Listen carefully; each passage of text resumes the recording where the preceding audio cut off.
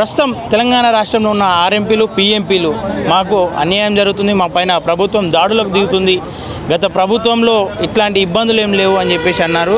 ఈ ప్రభుత్వం వచ్చాక వాళ్లకు అనేక సమస్యలు అయితే తలెత్తుతున్నాయని చెప్పేసి అంటున్నారు. ఒకసారి వాళ్ళకున్న సమస్యలు ఏంది, అదేవిధంగా ఆ సమస్యలపైన ఈరోజు శ్రీకాంతాచారి విగ్రహం నుండి కోటి వరకు పాదయాత్ర చేస్తామంటే పోలీసులు కూడా అరెస్ట్ చేస్తున్నట్లు వాళ్ళు చెప్తున్నారు. అసలు ఏమైంది, వాళ్ళు పాదయాత్ర ఎందుకు చేయాలనుకుంటారు, వాళ్ళని అడిగి తెలుసుకుందాం. అన్న చెప్పండి, అసలు ఏంది మీ ప్రధానమైన సమస్యలు ఏంది? అసలు నేను Mancherial town RMP PMP association president, నా పేరు విజయ్.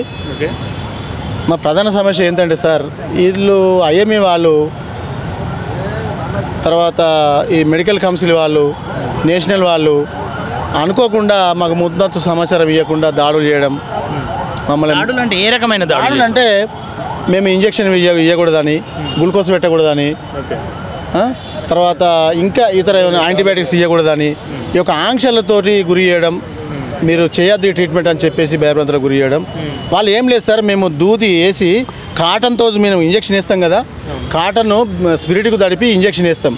ఆ ఇంజక్షన్ పొరపాటున డస్ట్బిన్లో పడకుండా బయటపడ్డా కూడా దాన్ని వీడియో తీసేసి ఇది ఇంజక్షన్ ఇచ్చినాం, ఇది యాంటీబయాటిక్కి సంబంధించిన ఇంజక్షన్ ఇచ్చినామని చెప్పేసి కట్టుకతాల్లి వాళ్ళ దగ్గర ఉన్నటువంటి యాంటీబయాటిక్స్ అలాగే సిరంజీలు మా దగ్గర ఏం దొరకాయని చెప్పేసి మేము గత సంవత్సరం నుంచే పరిస్థితులు బాగాలేవు, మన పరిధిలో మనం చేయాలి ట్రీట్మెంట్, ఎందుకంటే ఒకరు దీంట్లో గురైనా కూడా మన సంఘాలకు ఇబ్బంది అవుతుంది, మన సంఘాలు బాధపడే సందర్భాలు ఉంటాయి అని చెప్పిన సందర్భాలు ఉన్నాయి. అది ఎట్లయితే క్యాచ్ చేసుకున్నారో వాళ్ళు, వీళ్ళని ఎట్లయినా మనం ప్రూఫ్తో పాటు పట్టించాలనే ఒక దృఢ సంకల్పంతో వాళ్ళు రావడం జరిగింది. మీ మీద ఎందుకు అంత కక్ష కట్టింది? వినండి సార్, అయితే మా దగ్గర ఏం దొరికాయి సార్, మేము పరిధికి మించి ట్రీట్మెంట్ చేస్తే మా దగ్గర దొరికేటి, పరిధిలో వాళ్ళు చెప్పిన విధానంగా మేము పేషెంట్లు కూడా మా దగ్గర అంతమంత వల్లే వస్తారు. ఎందుకంటే ఈరోజు ఇంజక్షన్ వేసుకుంటే రెండో రోజు ట్రీట్మెంట్ కోసం పోయే వాళ్ళే మా దగ్గరికి వస్తారు, ఫర్దర్గా పోయే వాళ్ళే మా దగ్గరికి వస్తారు. అందుకని మేము పరిధికి మించి ట్రీట్మెంట్ చేసే విధానంలో మా దగ్గర ఏం లేదు. కాబట్టి వాళ్ళు కావాల్సుకొని గవర్నమెంట్కు మా ఎవిడెన్స్ చూపాలనే ఆలోచనతో మేము స్పిరిట్ రాసి పడేసిన కాటన్ కూడా వీడియో తీసేసి ఇది యాంటీబయాటిక్ యూజ్ చేసినాం, ఇది కొన్ని యాంటీబయాటిక్ ఇచ్చిన ఇండియా వాళ్ళ దగ్గర నుండి తీసుకొచ్చి ఫోటో తీపిచ్చి మమ్మల్ని కూడా వీడియో తీసి గవర్నమెంట్కు ఆ వీడియో ద్వారా ఎవిడెన్స్ పంపించి మమ్మల్ని కేసులు బుక్ చేస్తున్నారు. అక్కడ మమ్మల్ని ఏమనట్లేదు. ఇక్కడ వచ్చిన తర్వాత కోర్టు నుంచి ఎఫ్ఐఆర్ కాపీ బుక్ అయ్యి మా పరిధిలో ఉన్న పోలీస్ స్టేషన్లకు రావడం జరుగుతుంది. అక్కడ ఉన్న అక్కడ ఉన్న ఎస్ఐ గారు, ఏఎస్ఐ గారు, హెడ్ కానిస్టేబుల్ వాళ్ళ ఆధ్వర్యంలో మా మీద ఇన్వెస్టిగేషన్ జరిపి వాళ్ళు తీసుకుపోయి నీ మీదకి కేసు బుక్ అయిందని చెప్పేదాకా మాకు అసలు ఏం జరుగుతుందో మాకు తెలియట్లేదు. అందుకనే ఇట్లాంటి దాడులు ఆపితే మేము పరిధిని మించి ట్రీట్మెంట్ చేస్తలేమని ఇప్పటికి కూడా చెప్తున్నాం. ఇంకా కావాలంటే ఆర్ఎంపీ వ్యవస్థ ఆపాలని మీకు అంతగానో ఆలోచన ఉంటే ఇప్పుడున్న సంఘాలు తటస్థంగా ఉంటాయి. ఎందుకంటే ఇప్పుడు ఎన్నో సంవత్సరాల నుంచి భార్య పిల్లల్ని పోషించుకుంటూ పిల్లల చదువులు, కిరాయిలు, ఇంకేమైనా ఇతరత్ర ఏమైనా ఉంటే మేము భరిస్తున్నాం, బాధలు భరిస్తున్నాం, గరీబ్ సరీబ్ అనుకుంటూ సేవ చేస్తున్నాం. దీన్ని వాళ్ళు, ఎందుకంటే వాళ్ళు కూడా గ్రామీణ ప్రాంతాల నుంచి వచ్చిన ఆఫీసర్లు అయి ఉండవచ్చు, దయచేసి వాళ్ళు కూడా మా యొక్క మనవిని కొంచెం మన్ననతో ఆలోచన చేయాలి. ఎందుకంటే మేము బతికే విధానంలో మేము సంపాదించి బిల్డింగ్లు కట్టింది లేదు, మా కొడుకులు ఎంబీబీఎస్ ఎండీలు చేసి వాళ్ళకి పోటీకి వచ్చింది లేదు, మా పిల్లలు ఇంకే ఏదో ఇతర రంగాలలో పెద్ద ప్రావీణ్యం పొందిన వ్యక్తులు కూడా కావు. ఎందుకంటే బతుకుతున్నాం, పేద ప్రజలకు సేవ చేస్తున్నాం. ఇది మా ఎజెండా, అంటే మా పరిధిలో ఉన్నటువంటి సమస్య. కాకపోతే ఏంటంటే వీళ్ళు కావాల్సుకొని ఈ వ్యవస్థను రూపుమాపాలి, ఈ వ్యవస్థ ఉండద్దు అనుకుంటే ఇది ఈరోజు పుట్టింది కాదు. దయచేసి ఆఫీసర్లు అయినా ఎవరైనా దీన్ని కొద్దిగా ముందు చూపుతోటి ఆలోచన చేయాలి, పెద్ద మనసుతోటి కొంచెం ఇచ్చేయాలి. ఓకే, ఈ దాడులు ఎప్పటి నుంచి జరుగుతున్నాయి? గత 4 నెలల నుంచి జరుగుతున్నాయి. అంటే కాంగ్రెస్ ప్రభుత్వం వచ్చిన తర్వాత ఎందుకోసం అని జరుగుతున్నాయి అని చెప్పి మేము ఇష్టంతో గెలిపించుకున్నాం సార్. ఎందుకంటే 10 సంవత్సరాలు అక్కడ చూసినాం, ఇక్కడ కూడా ఈ గవర్నమెంట్, ఎందుకంటే మేనిఫెస్టోలో ఆర్ఎంపీ పీఎంపీ సమస్యను మేనిఫెస్టోలో పెడుతున్నాం అంటే ఆశపడి గవర్నమెంట్ ఇష్టపడి గెలిపించుకున్నాం. ఇష్టపడ్డ గవర్నమెంట్ ఇవాళ వీధి పాలు చేసింది, ఆర్ఎంపీ వ్యవస్థను రోడ్డు పాలు చేసింది. ఇప్పుడు మా పిల్లలు కూడా చాలా ఇబ్బందులు ఎదుర్కోవాల్సి వస్తుంది. మేము ఒక స్కూల్ నుంచి ఒక స్కూల్కి వేయాలంటే దాన్ని ఏమంటారంటే అధిక ఫీజులు కట్టవలసి వస్తుంది. ఈ ఫీజులు భరించాలి, ఇంటి కిరాయిలు భరించాలి, క్లినిక్లు ఛార్జీలు కట్టాలంటే మా వల్ల కావట్లేదు. ఇప్పుడు ఆటో డ్రైవర్లు కదా ఉరి వేసుకొని చావడం, ఎందుకంటే పారిపోవడం, ఆటోలకు అగ్గి పెట్టడం, ఇట్లాంటివి జరిగినాయి. కానీ ఇక ముందు ఆర్ఎంపీల వ్యవస్థ కూడా వీళ్ళు ఈ అణిచివేసే ధోరణిలో ఉంటే మేము కూడా ఉరివేసుకొని చావడమా, భార్య పిల్లలను చంపడమా, లేక మేము చావడమా, వ్యవస్థలో మేము కూడా ఒక ముఖ్య భూమిక పోషించేటువంటి అవకాశాన్ని గవర్నమెంట్ ఇవ్వకూడదని మా ఆర్ఎంపీల భవిష్యత్తును చాలా లోతుగా అధ్యయనం చేసి ఈ యొక్క ఎవరైతే ఈ వ్యవస్థ మీద ఖచ్చితంగా పోక చేసి వ్యవస్థను విచ్ఛిన్నం చేసి నాశనం చేయాలి, దీని రూపమై కనబడద్దని ఎవరైతే కంకణం కట్టుకొని కంకణబద్దులు ఎవరైతే దీన్ని ముందుకెళ్తున్నారో వారికి ఆర్ఎంపీ వ్యవస్థ గురించి తెలియని అటువంటి ఆఫీసర్లు ఉంటే తెలిసినటువంటి ఈ యొక్క ఆఫీసర్లు మా దగ్గర నుంచి గెలిచినటువంటి ఎమ్మెల్యేలు కానీ ఎంపీలు కానీ జడ్పీటీసీలు కానీ మా దగ్గర ఎట్లాంటి ప్రాబ్లమ్స్ లేదు. మాకు జడ్పీటీసీ అండగా ఉంటారు, ఎమ్మెల్యే గారు అండగా ఉంటారు. కానీ కోర్టు నుంచి తెచ్చుకున్న మీ వ్యవస్థను మా రూపు మాపాలనే వ్యవస్థ అయితే ఎవరైతే ముందుకొస్తున్నా వాళ్ళకి చెప్పే వ్యక్తులైతే ఎవరైతే మేము కోరుకుంటున్నామో దయచేసి వాళ్ళ ద్వారా వ్యవస్థను నాశనం చేయకుండా. ఓకే, ఈ పాదయాత్ర కంటే ముందు అధికారులను కానీ సంబంధిత ఏదైతే మీ మెడికల్ కౌన్సిల్ కానీ కలిసే ప్రయత్నం మా పరిధిలో మేము జిల్లా కలెక్టర్లకు వినతి పత్రం ఇవ్వడం, డిఎంఎన్ఎస్లకు వినతి పత్రం ఇవ్వడం, మా ఎంఆర్ఓ ఆఫీసులలో కూడా ఇవ్వడం, మేము రాస్తా రోకోలు చేయడం, రోడ్డు బంద్ మన రిలే నిరాకరించడం ఇవన్నిటికీ ప్లాన్ చేసుకున్నాం. అధికారులు ఏమంటారు మరి? అధికారులు ఏమంటుండ్రంటే మీ పరిధిలో చేయమంటుండ్రు కదా అంటున్నారు.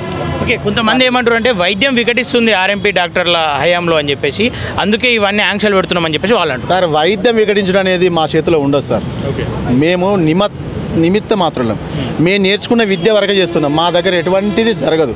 ఎవడన్నా అత్యాశపడి ఏదైనా చేస్తే వాడిని లోపడేయమంటున్నాం. మా సంఘాల తరపున మేము మద్దతు చేస్తామంటున్నాం. ఏది ఆఫీసర్లకు కానీ గవర్నమెంట్ కానీ ఇతరత్ర ఏదన్నా మా ఆర్ఎంపీ వ్యవస్థను చీల్చడానికి ప్రయత్నించే ప్రతి వ్యక్తి మేము సపోర్ట్ చేస్తాం. ఎందుకంటే ఒక వ్యక్తి వల్ల వందలాది కుటుంబాలు రోడ్డు పాలవుతున్నాయి, వేలాది కుటుంబాలు చాలా విచిత్రంగా నేలపాలవుతున్నాయి. అందుకని మాలో ఎవరైనా తప్పుడు పని చేసినా కూడా దానికి బాధ్యత వహిస్తూ ప్రెసిడెంటే కానీ సెక్రటరీ కానీ ఆ ఏరియాలో ఉన్నట్టు పరిధిలో ఉన్నటువంటి ఆఫీసర్లకు మేము సమాచారం ఇవ్వడానికి సిద్ధంగా ఉన్నాం. దయచేసి మమ్మల్ని ఎక్స్క్లూడ్ చేసి ఈ గవర్నమెంట్ లోపల మమ్మల్ని కూడా భాగస్వామ్యం చేస్తే మేము కూడా చేస్తాం కదా. కరోనా టైంలో పోయిన గవర్నమెంట్లో మేము విశేషమైన సేవలు అందించినాం. మేము చచ్చిపోతే ఎక్స్రేస్ ఇవ్వమన్నామా? ఇవ్వలే కదా. మా భార్య పిల్లని ఆదుకోమన్నామా? మన చచ్చిపోయి నేను నా తోటి మిత్రుడు చనిపోయాడు, వాళ్ళ కోసం ఏమైనా రోడ్ ఎక్కి రాస్తారోకలు చేసినామా? చేయలే కదా. మరి వాళ్ళ కోసం ఏమన్నా ప్లైకర్లు పట్టుకొని తిరిగినామా? మేము ఇంత సేవ చేసినా మీ గవర్నమెంట్ హాస్పిటల్లో ఈ సేవ చేయలేదు. మేము 10 రూపాయలకు ఆశపడో లేక మా ఈ పబ్లిక్లో మేము మంచి పేరు పొందాలనో లేకపోతే గవర్నమెంట్కి మంచి పేరు తేవాలనో మేము ప్రాణాలు తెగించి పనిచేసినాం. మేము గవర్నమెంట్ నుంచి ఎట్లాంటి ఆశ పొందలే కదా. మరి ఇప్పుడు ఈ గవర్నమెంట్ మా మీద ఇంత కక్షపూరితంగా ఎందుకు వ్యవహరిస్తుంది? మా తప్పులు ఉంటే ఇవాళ నేను చేసిన తప్పు నా లోపల వారేయాలి, దాని శిక్ష కరెక్ట్గా వేయాలి, వాడు అనుభవించాలి, దానికి మేము ఒప్పుకుంటాం. కానీ ఒక్కడు చేసిన తప్పుకు వేలాది కుటుంబాలు దాదాపు 72,000 కుటుంబాలు ఇవాళ నాశనం కావాల్సి వస్తుంది. ఒకటి చేస్తే ఒకటి లోపల వేయండి, దాని శిక్షణ మీద. గతంలో ఎప్పుడన్నా ఇట్లా జరిగింది సార్? విజయమల్లి అటువంటి వాడు 1000 కోట్లు చేసిపోయాడు, వాడు రాజభోగాలు అనుభవిస్తలేడా? మేము అంతకంటే ఏమైనా ఎక్కువ చేసినామా సార్? ఎక్కువ చేసినామా? మా దగ్గర ఎటువంటి క్లూస్ కూడా దొరకకపోవడం వల్ల సిరంజీలు వాళ్ళే తేవడం, యాంటీబయాటిక్స్ చేసినవి వాళ్ళే తేవడం. ఎందుకంటే క్వాలిఫైడ్ డాక్టర్ వాళ్ళ ప్రాక్టీస్ చేసే వాళ్ళు కూడా వాళ్ళే. అక్కడి నుంచి ఒక సంచిలో నింపుకొని వచ్చి మా టేబుల్ మీద పెట్టి దాన్ని ఫోటో తీసి మమ్మల్ని ఇబ్బందుల పాలు చేస్తున్నారు. ఇది కూడా గవర్నమెంట్ ఆలోచన చేయాలి. అప్పుడు మా సేవలు ఎందుకు పొగిడిండ్రు, ఇప్పుడు మా సేవలు ఎందుకు కరెక్ట్ కాదని అంటుండ్రు. మీ పాదయాత్ర ఎందుకు అయిపోయిందన్న ఈరోజు? అయితే అన్న, ఈ సందర్భం ఏంటంటే మా సంఘాలలో కూడా కొంతమంది నేనంటే లీడర్ అని కొందరు లీడర్లుగా వెలిసిండ్రు. ఆ లీడర్ల బారినో మేము చాలా ఇబ్బందులు పడుతున్నాం. ఎందుకంటే అది పెద్దరికాల కోసం చేసే వ్యవస్థ, కానీ మేము కడుపు మంట కోసం చేసే మా వ్యవస్థ. పల్లెల్లో మేము లీడర్లను నమ్ముకొని రాలేదు.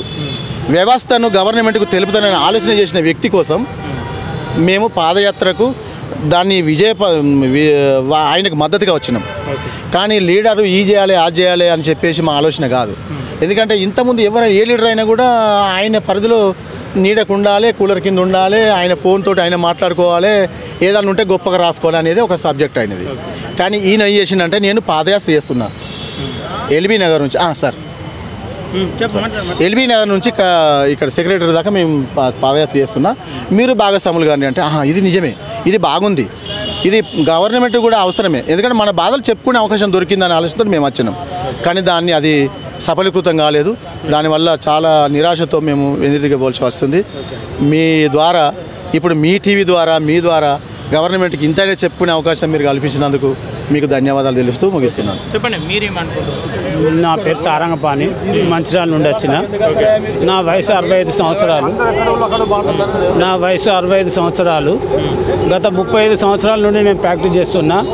ఇప్పటి మట్టుకు నేను చేస్తున్న 35 సంవత్సరాలలో ఎలాంటి అవకతవకలు కానీ, పేషెంట్ల విషయంలో కానీ, ఎలాంటి విషయంలో కానీ నేను ఎలాంటి అది చేయకుండా స్వచ్ఛందంగా డబ్బులు ఇచ్చినా, ప్రజలు కొన్ని సందర్భాలలో డబ్బులు ఇచ్చినా ఇవ్వకున్నా వాళ్ళకి సేవ చేసినాం. ఏ రాత్రి అనకున్నా, ఏ పగలనుకుంటా మేము చేస్తున్న విషయానికి ఇప్పుడు గత ప్రభుత్వం, కాంగ్రెస్ ప్రభుత్వం ఉన్నప్పుడు, వైఎస్ రాజశేఖర రెడ్డి ఉన్నప్పుడు మాకు ట్రైనింగ్ ఇచ్చిండు గవర్నమెంట్ హాస్పిటల్లో, గవర్నమెంట్ డాక్టర్స్తోని సర్టిఫికేట్ కూడా ఇష్యూ చేసిండు. కొంతమంది చేయలేదు.